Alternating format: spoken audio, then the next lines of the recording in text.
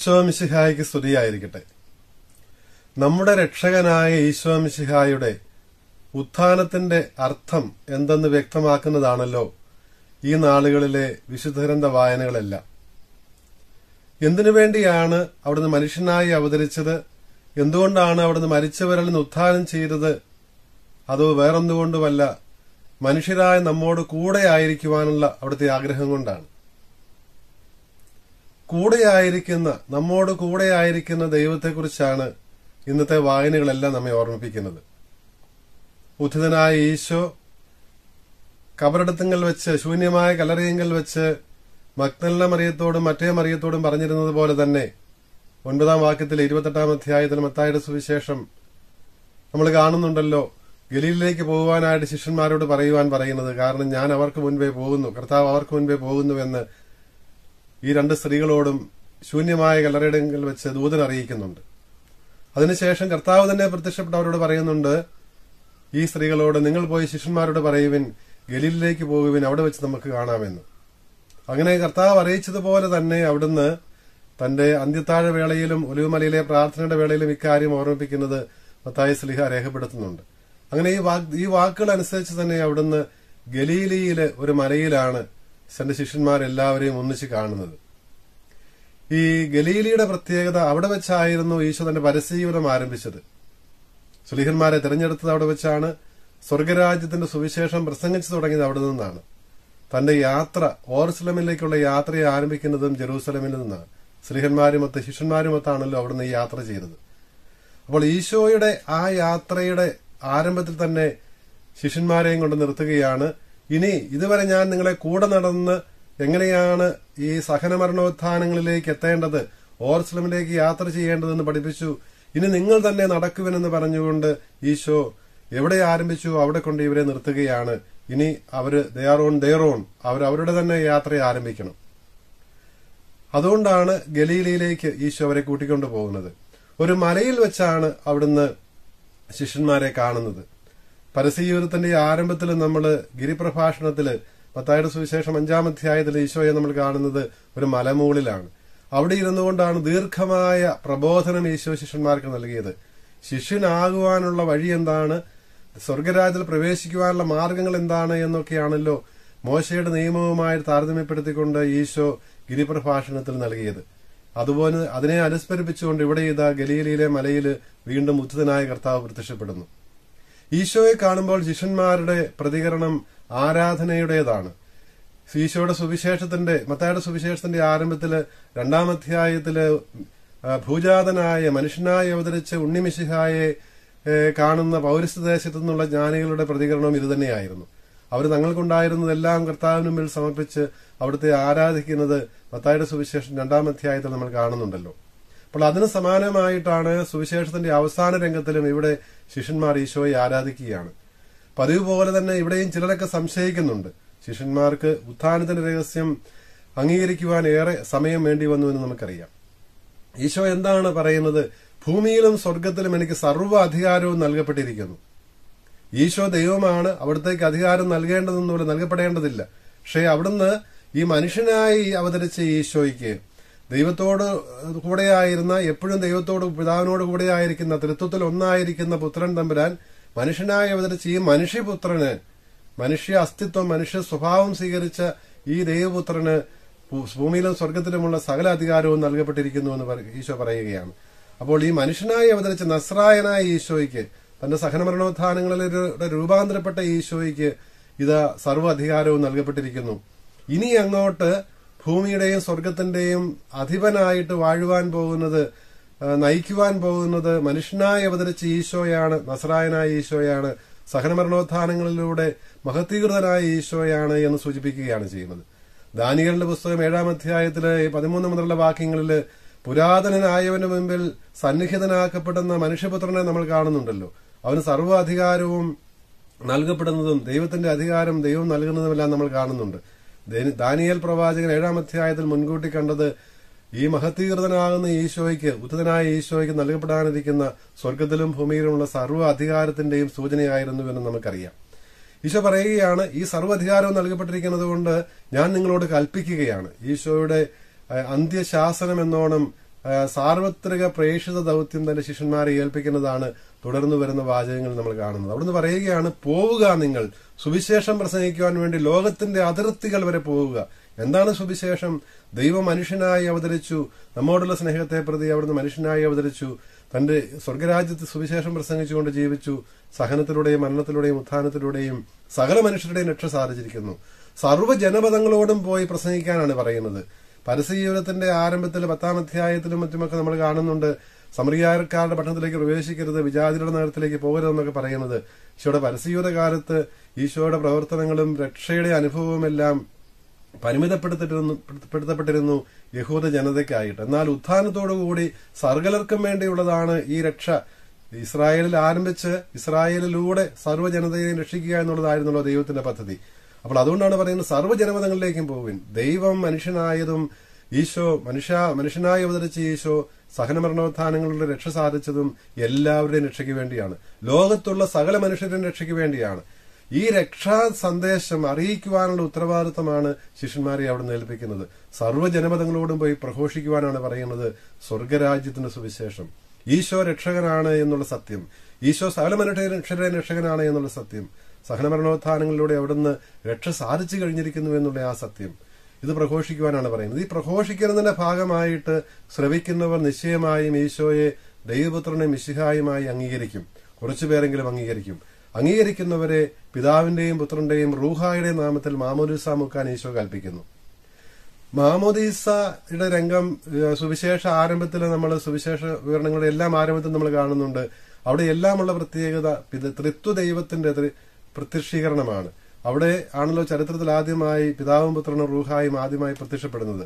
ആ പിതാവായ ദൈവം ഇവനെന്റെ പ്രിയപുത്രനാകുന്നു എന്ന് പറഞ്ഞ ആ ദൈവം പ്രാവിന്റെ രൂപത്തിൽ ഈശോയുടെ മേൽ വന്നു വസിച്ച ആ പരിശുദ്ധ റൂഹ, വെള്ളത്തിലിറങ്ങിയ യോഹന്നാനിൽ നിന്ന് സ്നാനം സ്വീകരിച്ച ആ ഈശോ, ആ ത്രിത്വത്തിന്റെ നാമത്തിൽ തന്നെയാണ് മാമോദിസ നൽകേണ്ടതെന്ന് പറയുമ്പോൾ ഈശോയുടെ മാമോദിസായും ഈശോയുടെ നാമത്തിൽ നൽകപ്പെടാനിരിക്കുന്ന ത്രിത്വത്തിന്റെ നാമത്തിൽ നൽകപ്പെടുന്ന ക്രൈസ്തവ മാമോദിസായും തമ്മിലുള്ള ബന്ധവും ഇവിടെ ഈശോ സൂചിപ്പിക്കുന്നുണ്ട്.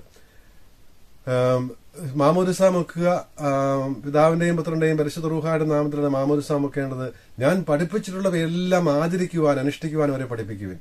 അപ്പോൾ ഈ പരസ്യജീവിതത്തിന്റെ ആരംഭം മുതൽ ഇന്ന് വരെ ഈശോ പഠിപ്പിച്ച കാര്യങ്ങളെല്ലാം എന്തിനു വേണ്ടിയായിരുന്നു? ശിഷ്യന്മാരെ പരിശീലിപ്പിക്കുകയായിരുന്നു. അവിടുന്ന് ലോകം മുഴുവനും ഈശോയുടെ ഈ പ്രബോധനം എത്തിക്കുവാൻ വേണ്ടി, സ്നേഹത്തിന്റെ, കാരുണ്യത്തിന്റെ, സമാധാനത്തിന്റെ ഈ സുവിശേഷം, ജീവന്റെ ഈ സുവിശേഷം സർവ്വജനപദങ്ങളോടും പ്രഘോഷിക്കുവാൻ വേണ്ടിയിട്ട് ശിഷ്യന്മാരെ അവിടുന്ന് ഒരുക്കുകയായിരുന്നു. ആ ദൗത്യം അവരാ പരിശീലനം പൂർത്തിയായി ഇനി നിങ്ങൾ പോകുവിനെന്നാണ് പറയുന്നത്. ഞാൻ പഠിപ്പിച്ചിട്ടുള്ളവയെല്ലാം അനുഷ്ഠിക്കുവാൻ നിങ്ങളെ ജനങ്ങളെ, വിശ്വസിക്കുന്നവരെ പഠിപ്പിക്കുവിൻ, ലോകം മുഴുവനും പഠിപ്പിക്കുവിനെന്നാണ് പറയുന്നത്. ഇപ്രകാരം ദൈവം കാലാകാലങ്ങളിൽ തന്റെ ദൗത്യം ഏൽപ്പിക്കുവാൻ വേണ്ടി, രക്ഷയുടെ സന്ദേശം ചുറ്റുമുള്ള ജനതകളോട് പ്രഘോഷിക്കുവാൻ വേണ്ടി, ഇസ്രായേൽ ജനത്തോടും മറ്റു ജനതകളോടും പ്രഘോഷിക്കുവാൻ വേണ്ടി കാലാകാലങ്ങളിൽ പലരെയും തിരഞ്ഞെടുക്കുന്നത് നമ്മൾ കാണുന്നുണ്ട്. ആദ്യ വായനയിൽ ജോഷുവയുടെ പുസ്തകം 1-ാം അധ്യായത്തിൽ നമ്മൾ കാണുന്നുണ്ട്. മോശയ്ക്ക് ശേഷം, ഈജിപ്തിൽ നിന്ന് വിമോചിപ്പിച്ചു കൊണ്ടുവന്ന, ഇസ്രായേലിനെ വിമോചിപ്പിച്ച മോശയ്ക്ക് ശേഷം കാനാൻ ദേശത്തേക്ക്, വാഗ്ദത്ത നാട്ടിലേക്ക് യോർദാൻ നദി കടത്തി പ്രവേശിപ്പിക്കുന്നത് ജോഷുവയാണ്. ആ ജോഷുവയുടെ ദൈവം പറയുന്നുണ്ട്, നീയും ചെയ്യേണ്ടതൊന്നേ ഉള്ളൂ, ദൈവത്തോട് ചേർന്ന് നിൽക്കുക, ഉടമ്പടി പ്രമാണങ്ങൾ നീ പാലിക്കുക, മോശയിലൂടെ നൽകപ്പെട്ട സീനാ ഉടമ്പടിയിലെ പ്രമാണങ്ങൾ പാലിക്കുക, ദൈവത്തോട് ചേർന്ന് നിൽക്കുക, ദൈവത്തിന്റെ വഴിയെ നടക്കുക. ഇതാണ് ദൈവം കൽപ്പിച്ച കാര്യം. ധൈര്യമായിരിക്കുവാനും പേടിക്കാതിരിക്കാനും ഒക്കെ പറയുമ്പോൾ ദൈവം ആവശ്യപ്പെടുന്നത് ഇത് തന്നെയാണ്, കർത്താവിനോട് ചേർന്ന് നിൽക്കുക എന്നാണ്. അവിടെ ദൈവം നൽകുന്ന ഒരു വാഗ്ദാനമുണ്ട്, നീ എവിടെ പോയാലും ഞാൻ നിന്നോട് കൂടെ ഉണ്ടായിരിക്കും. യോശുവ എന്ന പേര് തന്നെ യഹോഷുവ എന്ന ഹീബ്രു നാമം അത് ലോപിച്ച് അറമായ ഭാഷയിൽ വന്നപ്പോഴാണ് ഈശോ എന്നായത്. ജോഷുവ തന്നെയാണ് ഈശോ. അപ്പോൾ ഈ ജോഷുവായും ഈശോയുടെ ഒരു മുന്നോടിയായിരുന്നു.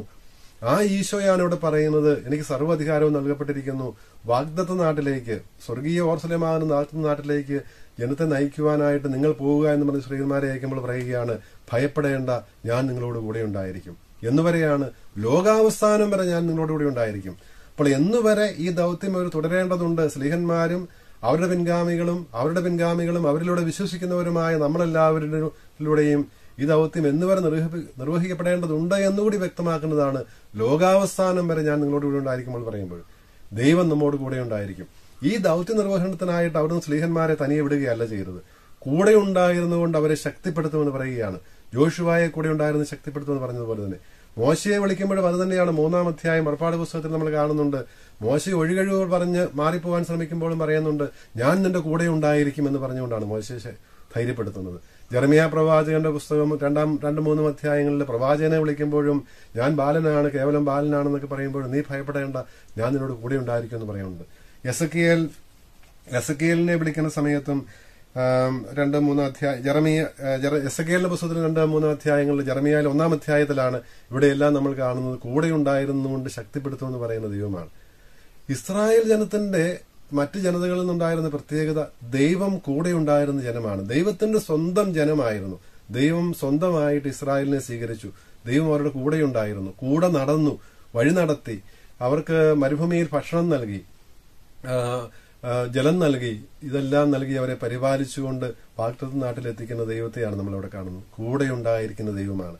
ഇക്കാര്യം തന്നെയാണ് 2-ാമത്തെ വായനയില് ദിനവൃത്താന്തത്തിന്റെ പുസ്തകം 2-ാം പുസ്തകം 15-ാം അധ്യായത്തില് ആസിയ പ്രവാചകൻ, അതായത് അവന്റെ മേല് റൂവാഹ് എലോഹിം, കർത്താവിന്റെ അരൂപി അവന്റെ മേൽ ഉണ്ടായിരുന്നതാണ്. അപ്പോൾ അതാണല്ലോ പ്രവാചകന്റെ അടയാളം. അതാണ് കർത്താവിന്റെ അരൂപി ആരുടെ മേൽ വന്നു വസിക്കുന്നു, അവനാണ് കർത്താവിന്റെ പ്രവാചകൻ. അവനിലൂടെ ആസ്യ രാജാവിനോടും യൂദാ ബെഞ്ചമിൻ ഗോത്രത്തോടുമെല്ലാം പ്രവാചകൻ പറയുന്നത് ഇത് തന്നെയാണ്. കർത്താവിനോട് ചേർന്ന് നിൽക്കുക, അവിടുത്തെ കൽപ്പനകൾ പാലിക്കുക, അവിടുത്തെ വഴിയെ നടക്കുക, ദൈവം കൂടെ ഉണ്ടായിരിക്കും.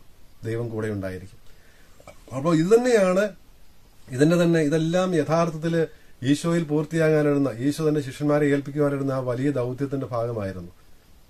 ശിഷ്യന്മാരെ അയക്കുമ്പോൾ അവിടുന്ന് പറയുന്നു, നിങ്ങൾ ഭയപ്പെടേണ്ട, പോവുക, പ്രഘോഷിക്കുക, ഞാൻ പഠിപ്പിച്ചത് പഠിപ്പിക്കുക, മാമോദിസ മുക്കുക, വിശ്വാസത്തിലേക്ക് നയിക്കുക, രക്ഷയിലേക്ക് നയിക്കുക, ഞാൻ നിങ്ങളുടെ കൂടെ ഉണ്ടായിരിക്കും. കർത്താവ് കൂടെയുണ്ട് എന്നുള്ളതാണ് സ്ലീഹന്മാരുടെ ധൈര്യം. അതായിരുന്നു ഈ ധൈര്യത്തിലാണ്, ഈ കൂടെ ഉണ്ടായിരിക്കുവാൻ വേണ്ടിയിട്ടാണ് തൃത്വത്തിലെ 3-ാമത്തെ ആളായ റൂഹ പന്തക്കുസ്താ ദിനത്തിൽ സ്ലീഹന്മാരുടെ വന്നു വസിക്കുന്നതും അവരെ ശക്തിപ്പെടുത്തുന്നതുമെല്ലാം. ലോകാവസാനം വരെ കൂടെ ഉണ്ടായിരിക്കുമെന്നാണ് ഈശോ പറയുന്നത്. ഈശോയുടെ മനുഷ്യാവതാര വേളയില് 1-ാം അധ്യായത്തിന്റെ 21 മുതലുള്ള വാക്യങ്ങളില് ഈശോ എന്ന പേരിന്റെ അർത്ഥം പറയുമ്പോൾ തന്നെ അമ്മനുവേൽ പ്രവാചകൻ ഏശയ്യായി ഉദ്ധരിച്ചുകൊണ്ട് സുവിശേഷൻ പറയുന്നുണ്ടല്ലോ, ഇതിന്റെ അർത്ഥം തന്നെ ദൈവം നമ്മോട് കൂടെ, അമ്മനുവേൽ, ദൈവം നമ്മോട് കൂടെ എന്നാണ്. ഈശോ എന്ന പേരിന്റെ അർത്ഥം തന്നെ രക്ഷകൻ എന്നാണ് പേരിന്റെ അർത്ഥം.